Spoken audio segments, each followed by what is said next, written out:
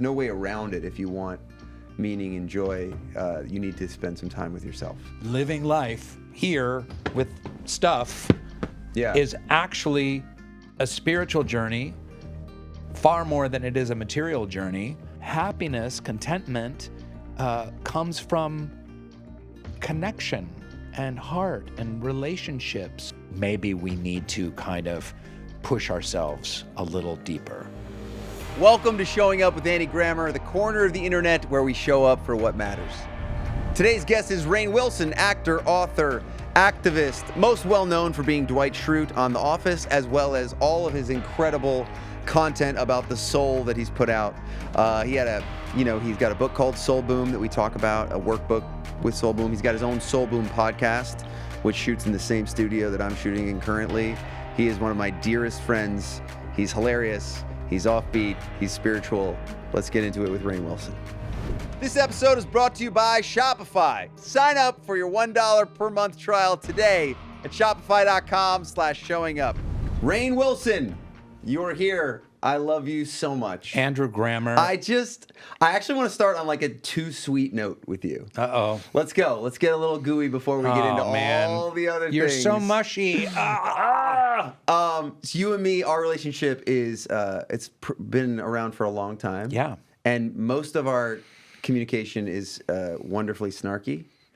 And as I was like reading your book and just like going through bio, whatever, just like going down your life, I don't know that I've ever told you just like how much of a fan I am of you.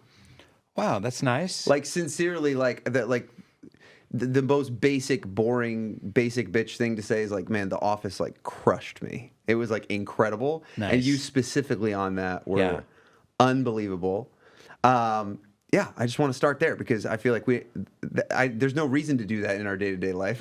But on a podcast, I want to be like, I'm a huge fan of your work and what you do and what you put out there. So let's just get that out of the Now, why way. can we do this in public? But we sit down to coffee or something like that, and we don't do this. And I'm not faulting you.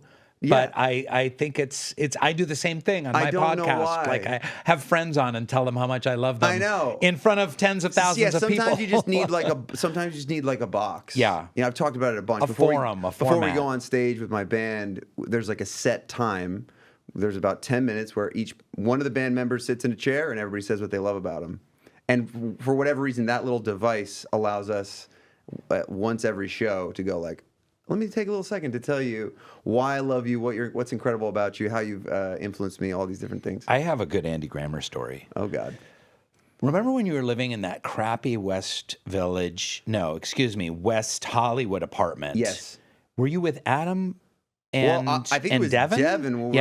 We're throwing out names for like Yes, Soul, exactly. Yeah. Soul Pancetta. But you had like Soul. you were visualizing your life as a recording star, and you had written on the wall something like, work out every day and write a song every day, and it was like spray painted on the wall or something like that. There were these affirmations and like, you can do it, buddy. And it's whiteboard stuff, which I'm sure my manager is laughing at because I still have whiteboards everywhere. Yeah. I remember this being actually on the walls. Oh, it's possible. It was on the walls. Yeah. But what I love about you here, I'm going to return the favor. Oh shit! I didn't think this through. You're so you were so dogged in your pursuit of a kind of a recording career.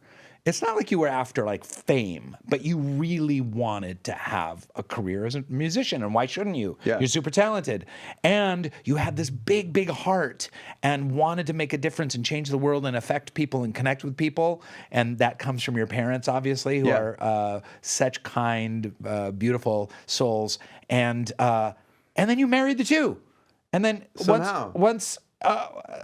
somehow when those two things fit together, that's when everything took off. Yeah, somehow. You were a little kind of like, here's my career was in this channel, and my heart and my spirituality is in this channel, and then when you get them together, you combine them, and then I you like took to say off. there's like so many songs of me trying to figure out, like flailing before I got to the heart stuff. Yeah. Of being like, there's like so many songs that are like sexy songs. Yeah. It's like, oh God, no. Yeah. Do not do that. You are not. That's not what you're supposed to do. You're not bringing sexy back. I'm not bringing sexy back. Yeah.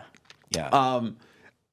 I really enjoyed when you came in. I was like, dude, your book is so good, and you're like, you're 3 years late. I understand. I'm gonna get that out of the way. It's really good. Just talk to me about your not transition, but when did the feeling that okay, I need to get loud about this happen? Yeah.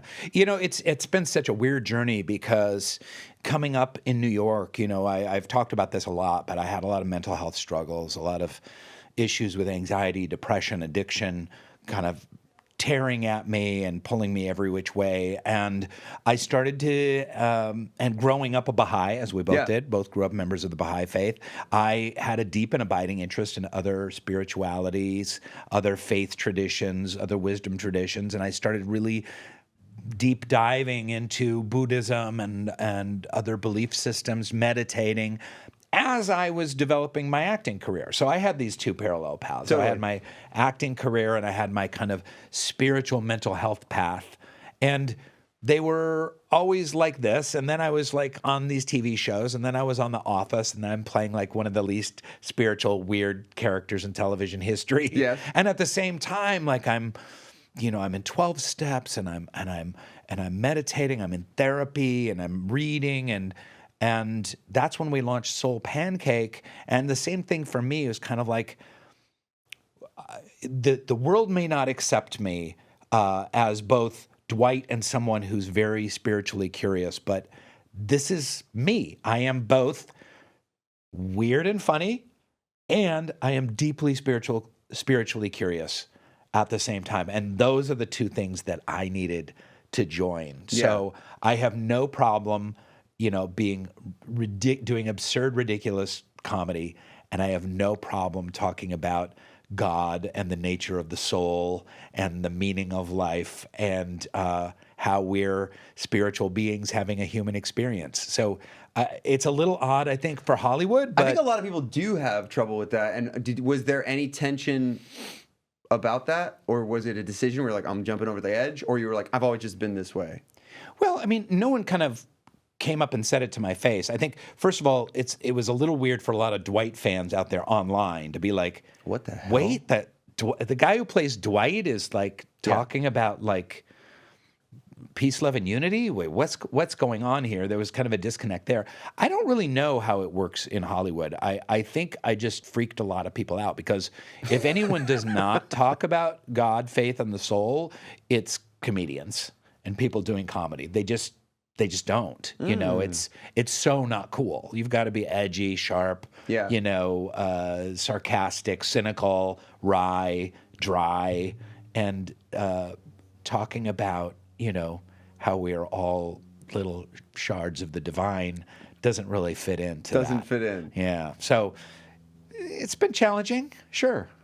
Yeah, you've been doing it for a long time now. When I think back to when you were in my apartment, that was a long time ago. That was a long time ago. Yeah. That was 2008, 2009. I think so. Yeah. Almost 20 years. Yeah. Yeah, it's really admirable to have been just continually putting out art and writing and interesting things into the world on this front. I'm really lucky. I act sometimes. I get to do the Soul Boom podcast. I get to write books. I get to have conversations like this. It's really the best of both worlds. I just deeply recognize like how fortunate I am that I get to be in both of those tracks. And when I was reading the book, you do kind of like a setup of like why we need to be talking about this stuff, what's missing, and we're in a tough spot at the moment. Yeah. And is that mostly a recognition of like, I just had Arthur Brooks on, and he gave his setup to his book as well, as like, man, we feel disconnected. We are searching for meaning, and it feels like in our current environment, you have to push upstream to go get it. Yeah. That's what it feels like. Yeah, I mean, Arthur Brooks is the best, and his new Meaning of Life book is revelatory, and I feel the same way. I feel like for me to have a deep understanding that, like I said before, and I'm quoting Teilhard de Chardin, this Jesuit priest, who said, we're not human beings having a spiritual experience, we are spiritual beings having a human experience. When I hook into that, when I hook into my spiritual reality, and that actually living life here with stuff is actually a spiritual journey, far more than it is a material journey. When I'm able to hook into that, my anxiety goes down, my sense of purpose grows, my need to connect strengthens, my heart opens, priorities fall into place. And I have to do that every day. I have to do that through active prayer and meditation daily. I do it through phone calls, journaling, reading, and It's a lot of work. What's that? It's a lot of work. It's good work. It's a lot of work. I need it to kind of like just keep my keel steady and my, rudder moving me forward.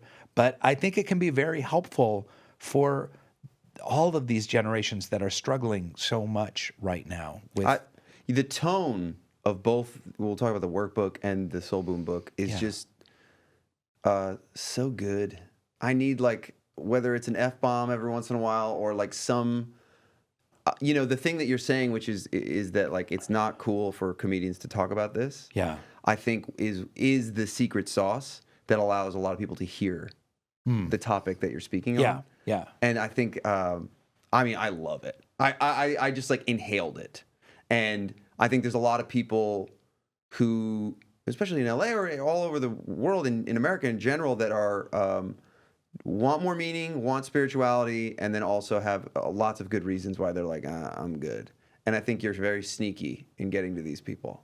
Oh, right. Okay, Yeah. great. Yeah, it's interesting because I just started writing my next book about the meaning of life. Okay. And and Arthur Brooks, and there's all these giant books by experts in their field, PhDs in psychology, happiness experts, academics, coming out with, like, their meaning of life books. And here I am. I'm this schlumpy actor, podcaster, weirdo. Like, what do I have to say about it? And then all of a sudden, and just going off of what you were saying, that liberated me to say, well, Rainn, you have a unique voice and you have a unique perspective, and I can be funnier and odder, and more kind of cunning and insidious in how I get ideas across. Totally. So just allow yourself to, let it go. I'm not trying to compete with someone like Arthur Brooks. It's two different ways of looking at the same issue. Yeah, and it's like the fan base that wants to hear it really only wants to hear it your way. I think. I remember I love John Mayer, the way he solos on the guitar, and then when he talks, he says that he got a lot of his tricks from Stevie Ray Vaughan. So then I'm like, awesome, and I go and listen to Stevie Ray Vaughan, and I'm like, oh, this doesn't hit me the same way. I like Stevie Ray Vaughan through John Mayer. That's what makes me the happiest. And so I think there's real, like, immense value to what you're doing. Yeah. Now, a quick moment from our sponsors, and we'll jump right back in. You know what's funny? I think every creative person has at least one moment where they stare at the ceiling at 2 a.m. thinking, did I just make a terrible decision? I definitely had that feeling starting a podcast. It's true. Because when you put something out into the world that actually matters to you, there's no guarantee that people are going to care. You can have the vision, the excitement, the idea, but there's always that little voice going, cool, but what if no one listens? And honestly, that's why I think tools matter. Not because they magically remove fear, but because they help you actually take the leap instead of getting stuck overthinking every detail. That's what I love about Shopify. It gives people a real way to build the thing they've been dreaming about, whether that's a brand, a business, a side hustle, whatever, without needing to be an expert in everything first. You can build a beautiful online store, customize it to actually feel like you, manage products easily, and even create content and marketing assets built for social media and how people discover things these days.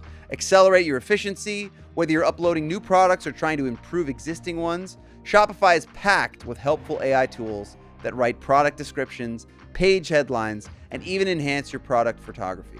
And they help you get the word out like you have a marketing team behind you by easily creating email and social media campaigns wherever your customers are scrolling or strolling. The truth is, most successful things don't start polished. They start with someone who's decided to try. So if you've been sitting on an idea, this might be your sign. It's time to turn those what ifs into... Sign up for your $1 per month trial today at shopify.com/showingup. Go to shopify.com/showingup. That is shopify.com/showingup. All right, back to the show. My favorite phrase from the whole book is Sky Daddy. This is like, yes, it makes so much sense. It's like this idea of a Sky Daddy, of a God that is like super patriarchal, Talk to me a little bit about your relationship with God, how to name it, the notorious God.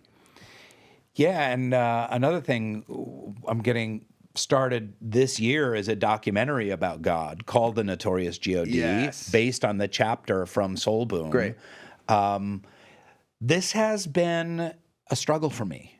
You know, my relationship with God, with a higher power, with Source, has been hard for me. Not easy.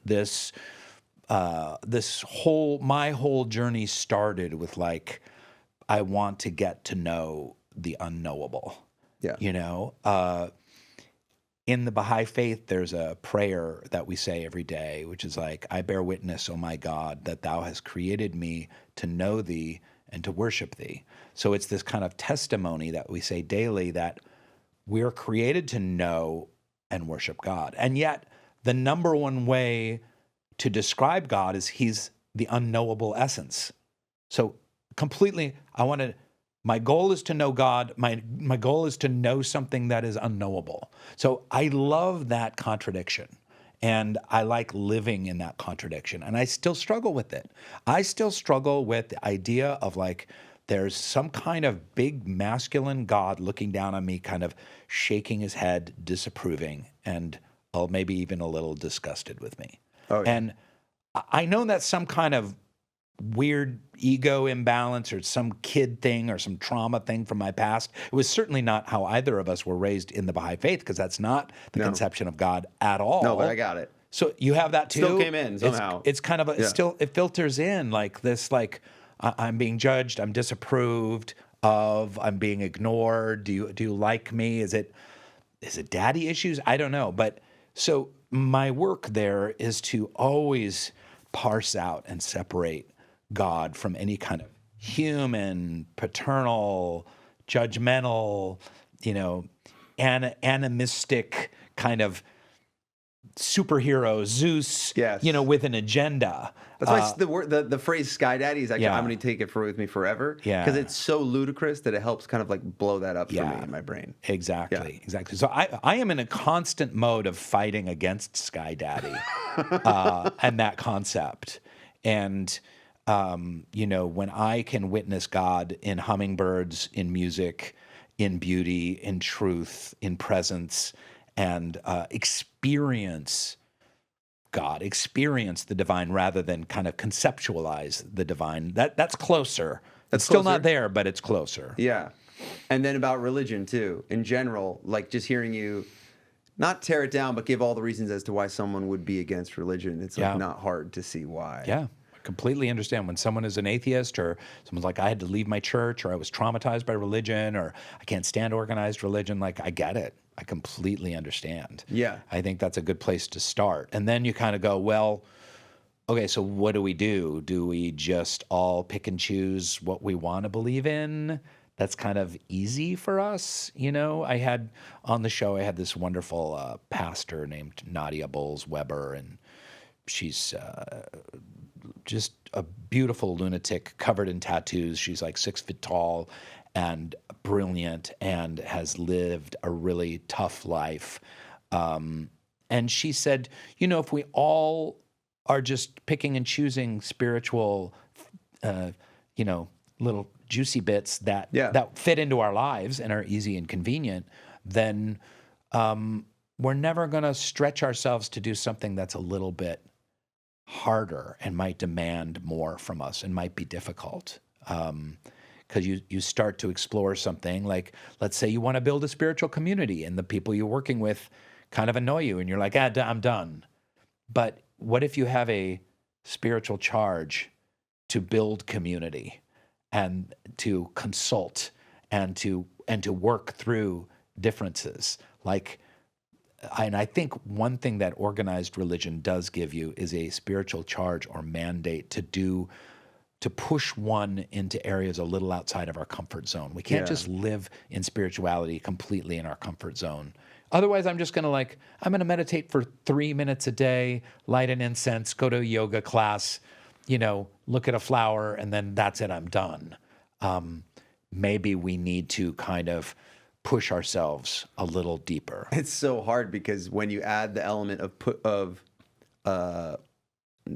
I'm afraid to even use this word, accountability, that's where, to me, judgment shows up. Right. So that's the dance that we have to do Right. here.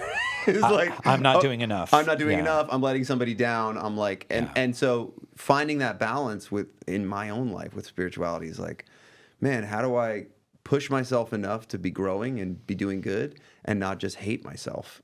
Because a lot of these are aspirations that seem impossible to me in this moment. But, you mentioned a little bit before we got going that you were writing these songs with every episode based on these phone calls, which is so beautiful. I remember when you were doing that way back in the day when your mom passed away. Yeah. And we spoke about it a little bit when you were on my podcast. But, and you said, like, those are kind of like my prayers and my meditations. And I think, from a Baha'i perspective, we know that the making of art is the same as prayer. Yeah. So we get to even having this conversation in a way as a form of devotion. We get to kind of talk about deeper topics and maybe inspire or uplift someone that's listening right now. We get to learn and grow with each other. You're making music. I'm playing weird characters.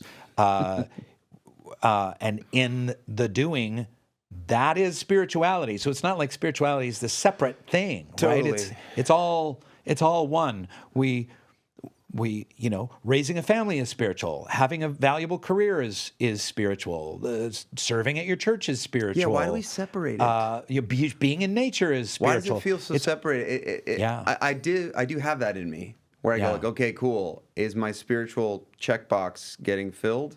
And if it's not, then I will go straight to judgment on myself. Right. And then when I'm able to just know that it's everything and be a part of it, I'm a little bit more kind to myself. Yeah. And in that sense, I think the Hindus, it's hard to say Hindus because that's like 1,000 different kind of variations on some religious texts.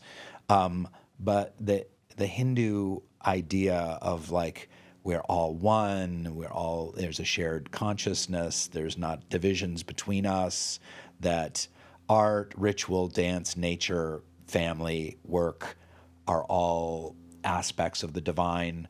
I get with that. I think something that I kind of feel in the ether of culture at the moment is, especially with the young people, Gen Z, I love, is that I hate them. You hate them.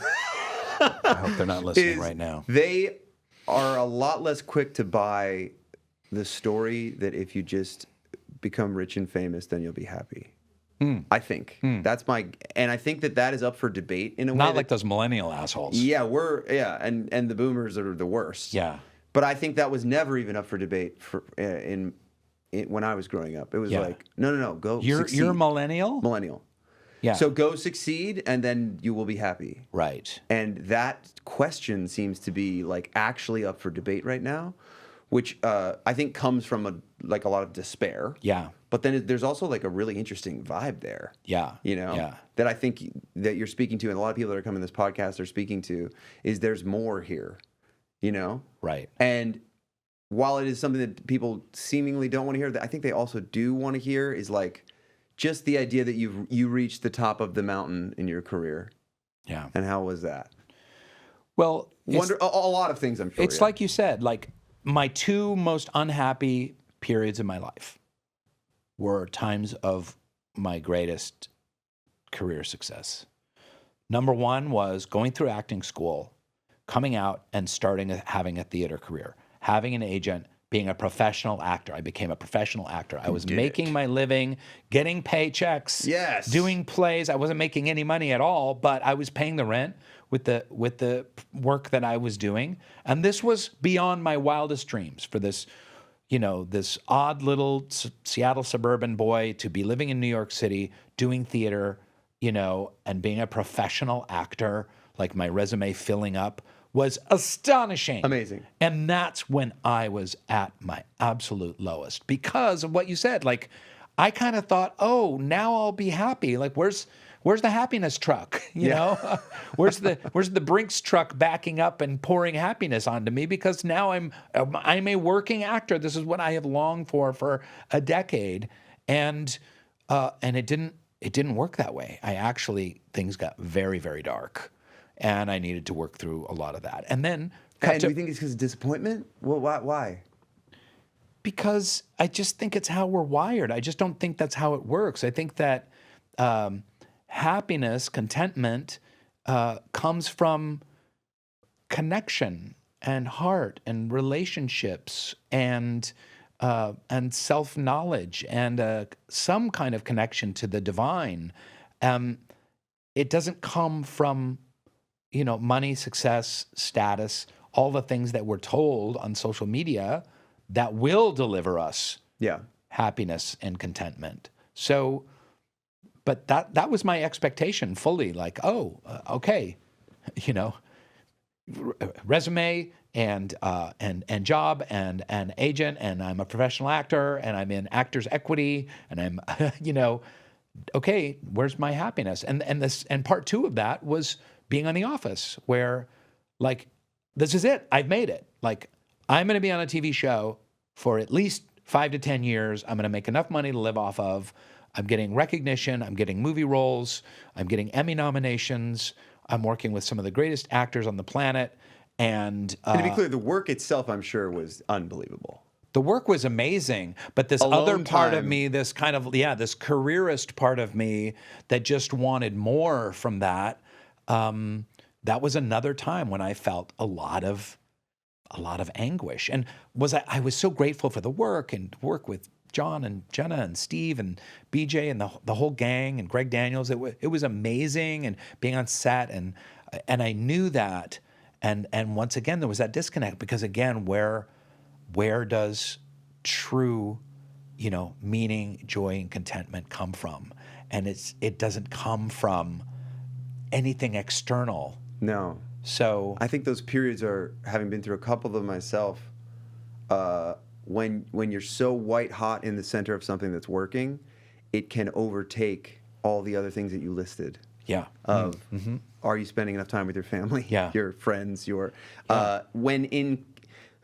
you're looking at two choices and it's like, should I go get lunch, or I have to do this thing that's on national television tomorrow? It's like, no, you just keep choosing that one over and over again. Yeah. That could be another reason why. It's really interesting. Yeah. Yeah. And does the crash, what happens after the crash that brings you back up? Well, it's another fucking growth opportunity, and it's therapy and prayer and meditation. And my wife, Holiday, has stuck with me through all of this, and we've been through a ton together, and she's been incredibly helpful and wise about reminding me what's important. And you just... And I know the days are still difficult, like, we're humans. Is there any... do you swing as wildly these days? I still struggle. Yeah, I still got my struggles.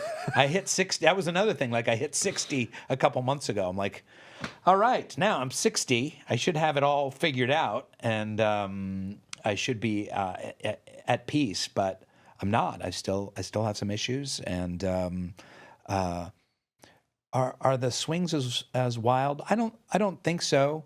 I have more tools in my toolkit. Okay, yeah. So I know, like, well, hey, when I'm dysregulated, here's 5 things that I can do. Yeah.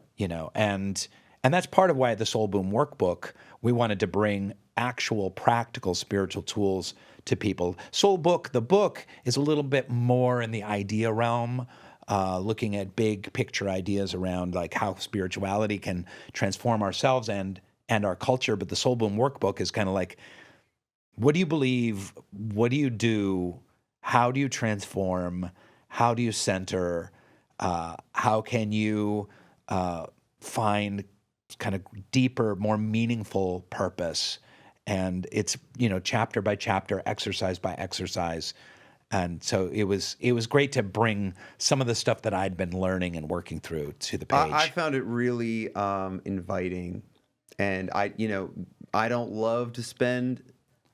I do like it once I get past whatever tension I'm still working through in therapy. Why I don't like to just sit alone and be alone. It's a fight for me to meditate, and I win it sometimes.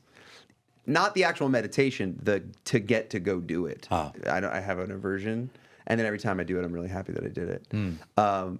But you're one of many guests so far that just there's no way around it. If you want meaning and joy, you need to spend some time with yourself. Seems like you do. And the interesting thing is, I think the most important kind of spiritual lesson, the spiritual goal, the idea of hitting some kind of enlightenment just really has to do with compassion and deepening compassion and broadening compassion for ourselves, for others, for people that are very, very different than us. And oddly, they've done these brain studies with people that meditate, and they find that meditators have far deeper compassion, that the act of meditating actually creates greater compassion, especially if you meditate in a group, which is more powerful than meditating by yourself. So maybe that's something you want to look into. It's kind of a meditation class or something like that. But it doesn't quite make sense, because meditation is being in the moment, connected to your breath, being in your body, just being in presence, allowing your thoughts, the constant monkey chatter of our thoughts to just kind of float to the side, to be in present awareness, as Eckhart Tolle says.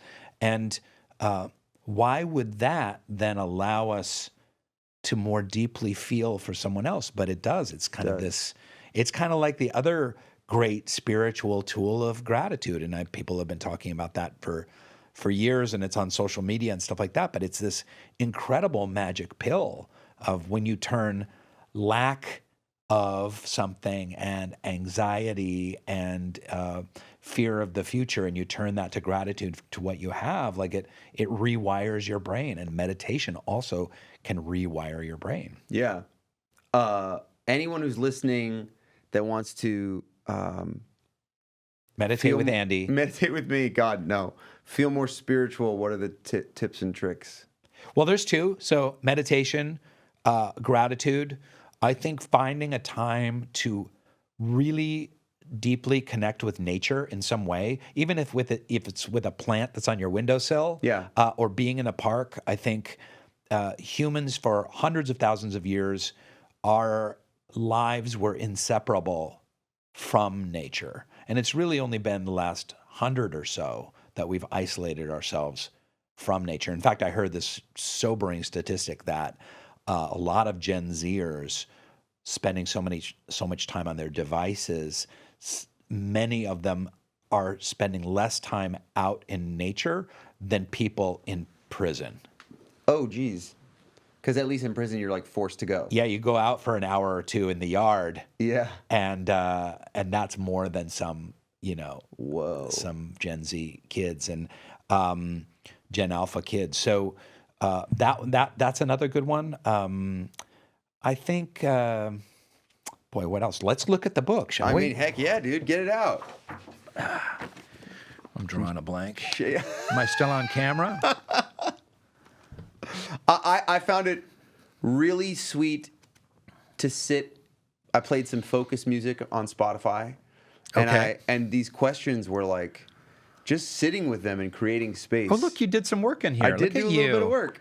I love it. Just sitting with a little bit of being really curious about my innards.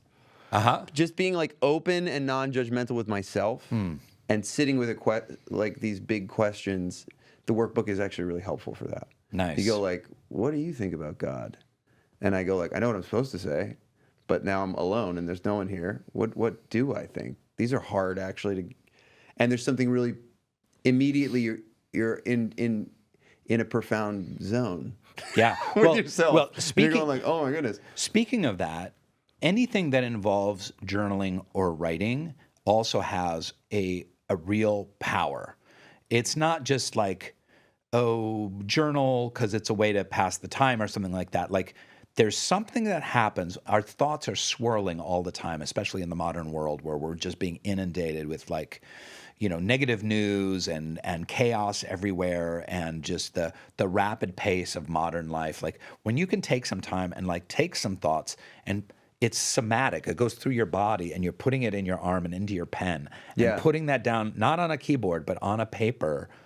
Something really incredible happens where those thoughts move to the page. And Arthur Brooks calls it metacognition. And that's what you're talking about. You're kind of like where our consciousness, and is what happens in meditation too, is like our consciousness rises a little bit above and separate from ourselves. And we're able to kind of see things in a, it's the 20,000 foot view above planet Earth. It's like the Artemis astronauts looking down. And that metacognition and just that little bit of separation can do wonders for reducing anxiety. And so journaling is another powerful tool. I remember when you came and spoke at like a Baha'i conference, and you were like the most famous Baha'i that had ever been at that point.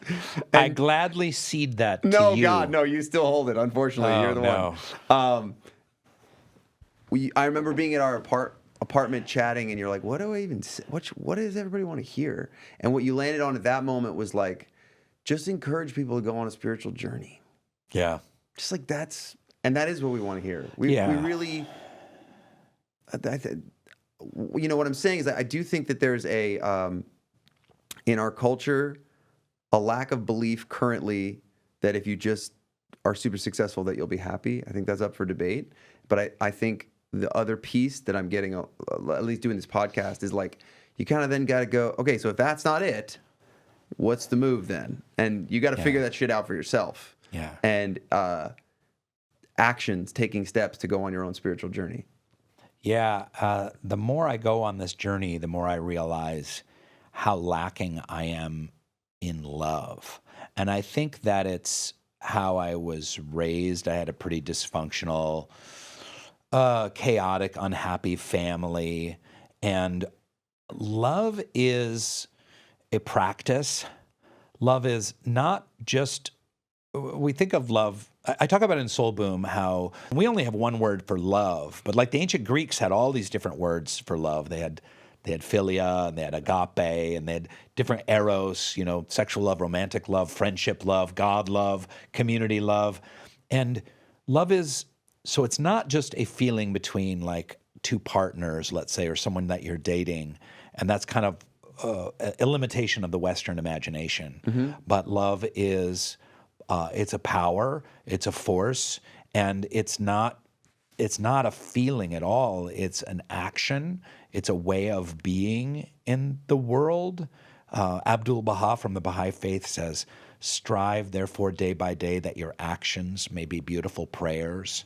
Like the idea that what we do are little acts of love, and then what we do for ourselves and how we treat ourselves are acts of love, because I often leave that out. Totally. I'm going to tell you something really corny. Hit me. This is the space. I started working, oh my God, it's so cornball. I'm so embarrassed. I can't even believe I'm going to do that. So I started working, I went to this amazing thing called Hoffman, which you might want to check out. It's a deep dive 8-day or 7-day therapy retreat. And it's really intense. You're 12, 14 hours a day. And I started working with this counselor that works out of Hoffman and with some of those techniques. And he wants me to add to my meditation practice every day some kind of touch where I'm imagining adult Rainn touching, stroking, loving 4-year-old Rainn. Wow. Holding 4-year-old Rainn. And saying affirmations like, I got you, I love you, I'm here for you, I care for you. So I'm doing my meditation. I say prayers. Happy. I have my prayer beads. I'm looking at nature, because I always try and meditate outside. I like do my thing, and then I make sure no one's around my wife. And I'm like stroking. I'm like, I love you. I got you. And I'm holding baby Rainn. But the larger point in all this is that I need to learn how to live and love better, deeper, in all of my interactions. And it's so easy for me to get cut off from love as a force. But by encouraging people to go on a spiritual journey, you're just encouraging more love. That's it, period. You don't have to have God in your life. You don't have to be an organized religion. We all want to love more and deeper, right? Yeah. So how do we love more and deeper? Spiritual tools, the Buddhists, the Hindus are really good at this and have been working on love and compassion for thousands of years. There's a lot of wisdom to be found there in all the faith traditions there is. Jesus is all about love. Totally. A couple of little biblical quotes about war or what women should or shouldn't do or hell or something, like those have just been weaponized. And it's really easy to ignore Jesus just talking about like, love thy neighbor, forgive your enemy, love, love, love. Look at his actions. And so that's what it's all about, man. It's harnessing the big love. And that's what this podcast is about. I super applaud you stroking baby Rainn. This makes me really happy. I also think that when you go on a spiritual journey, it's called a journey because you're leaving what you're comfortable with. And anything that I've ever done that has been of value has had something as strange or difficult or awkward as stroking baby Rainn. Like, that's a part of it. And if you can come to it with curiosity, this is my whole thing with faith, is that faith is when you leave logic to some degree. So there's going to be a space that's like a little bit like, I don't totally know. But why was I always, and I think a lot of people can relate to this, why was I always so hard on baby Rainn? Why was I so like, come on, Rainn, get your shit together. No, you fucked up. Come on, let's go. Don't do that. Like, come on, be tougher. Like, move through. Come on, you can do this. Perfectionistic and self-flagellating. Like, that's been my relationship to my inner child through most of my adult life. Not. Are we afraid that if you're not, then something will go away, or will be, or you know, because I'm 100% in line with you. I'm deep in therapy, just trying to get to the bottom of what makes me tick and why I feel the need to be so similar, just so hard on myself all the time. Yeah. I don't know why. It's a coping mechanism. It has to be a way of coping either with the world or through our parents. But you had really nice parents. Why are you so fucked up? Your parents were amazing. It's unbelievable. I'm in therapy and I'm like, I am totally fucked up. I didn't. I mean, ultimately, for me, it's when I'm not focused on the spiritual journey and I'm not taking steps to be spiritual in my, either with the Baha'i faith or in my own ways, then I get sad. You know? There you go. And so then I have to figure out, like, potatoes. Why am I sad? And therapy's been really helpful for me. To kind of like look at my patterns and figure it out. And then also, I mean, you were raised Baha'i. I think that's also unique. When it's given to you, there's a unique questioning and things that get passed down that aren't necessarily from the faith itself. You know, there's a lot of things to like, to me, I super align with being a rule follower. And therefore, if the rules are not exactly followed, then I feel in contradiction with myself. Wow. And so religion and spirituality can be a little bit difficult for me. But they're also incredible. You know, like when I'm around it and I've found ways to make my art about trying to look up, kind of like always looking for what the truths are about this place, and being of service to other people is, you know, I've found that is a line that always holds me tight. And then just kind of like swimming back and forth. This idea that you're not. I'm always looking for, like, you know, Pete Holmes has this thing where he's like, anyone that says, like, when these big spiritual questions come up about God, anyone who goes like, I got it, he's like, I don't fucking trust them at all. Which I super align with. Just like trying to feel like maybe there's no way to know, but it's still really valuable to try. That contradiction seems to be kind of where I'm at. And that's what I get a lot from doing the workbook as well. And I want to say one thing, because the word spirituality is a weird word too. Right? Like, we've been throwing this word around. Like, what are we talking about? Let's define terms a little bit. Because I think in contemporary Los Angeles culture, when you say spirituality, that's yoga class, it's meditation, it's an Eckhart Tolle audiobook. It's like there's certain parameters of what that means. But I think it's super important, just like we have a little bit for God, getting away from Sky Daddy, getting spirituality away from this kind of like oogie boogie kind of like, you know, amorphous kind of feeling state of connectedness. Like, spirituality is working at a soup kitchen. Spirituality is changing your kids' diapers. You know, spirituality is calling someone and saying, "Hey, how are you?" Like, it's we have to broaden our definition. Spirituality is anything you kind of bring your spirit to. That can be love of sports. It can be love of music. It can be going to a concert. It can be, sharing things with people, cooking a big meal for people. Like, that's spirituality. We want to just get it away a little bit from the kind of like incense and crystals and church on Sunday world and 100%. Expand our definition. Yeah, that's really good to bring it back in, because when I don't attribute it to all those things, then I go like, I've done good in all these other things, and then there's this last little thing that I'm not putting enough energy or time into. Yeah. How have you found? It's been really interesting and healing, and also wild now that I have 2 little girls, and figuring out like, well, how do I teach you this? Because it's really valuable and it's beautiful and it's incredible, and I don't want to force it down your throat, but I also want you to understand that it's important. How did you deal with that? Well, I don't know that I did it particularly effectively, but with our son Walter. But a couple things. One is, don't be a hypocrite. So if love and service is really important to you, then allow your children to see you doing it. You're not showing off for them like, hey, look, I'm working at a soup kitchen, or I'm picking fruit for the food pantry, or whatever. Just make that a part of your life and let your kids witness the service that you undertake. Totally. I also think that there's a wonderful book I always hype up called The Family Virtues Guide.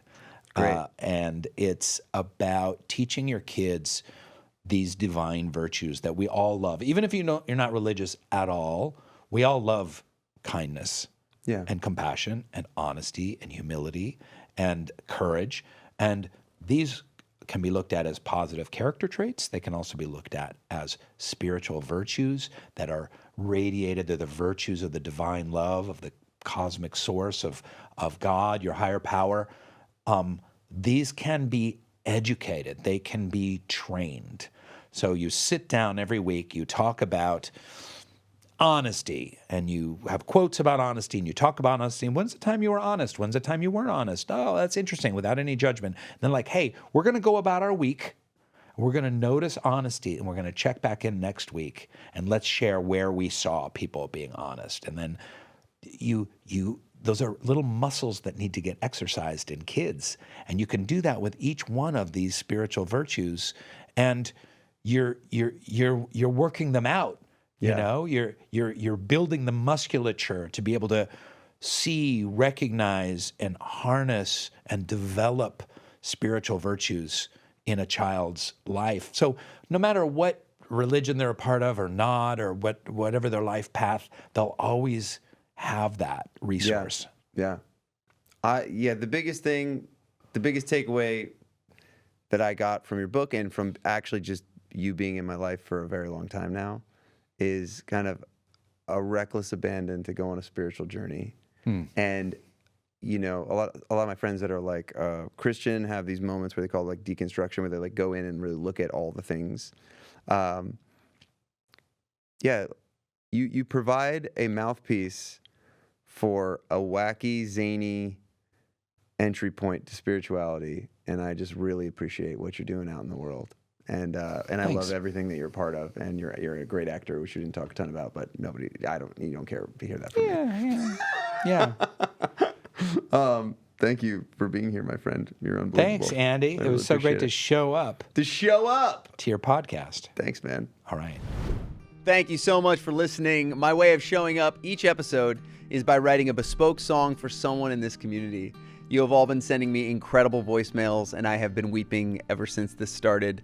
So here's this week's song. Okay, I'm going to try my best to get through this. I just need to show up for my son the way that he shows up for the world, with a smile on his face. He's a high-functioning autistic kid with ADHD and insatiable love for music, with the most magical hugs that you could ever imagine. Of course, being autistic has had many, many challenges. Just fighting so hard to be understood in a world that just can't show up for him the way that he just shows up for everybody every day. He is my world. Thank you. Devin, I love you. Keep shining. Keep singing, buddy. This goes directly to you. Don't you change for the world. Keep giving magical hugs. You're a gem. You're a pearl. You're a gift from above. Now it might take a little longer for us to learn to sing your song, but I promise we will get it. One day we'll all sing along. Please be patient with us while we catch up to your love, while we catch up to your love.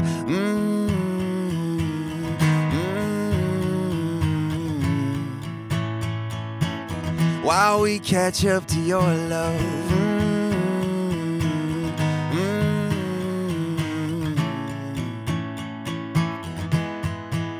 Don't you change a thing. You are more than enough.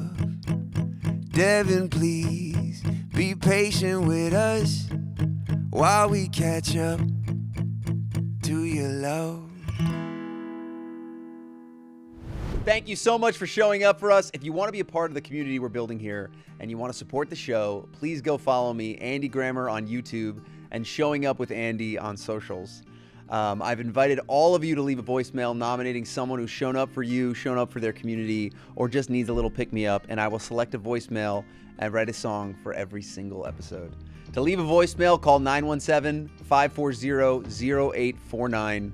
Thank you so much. I love you all so much. Keep showing up.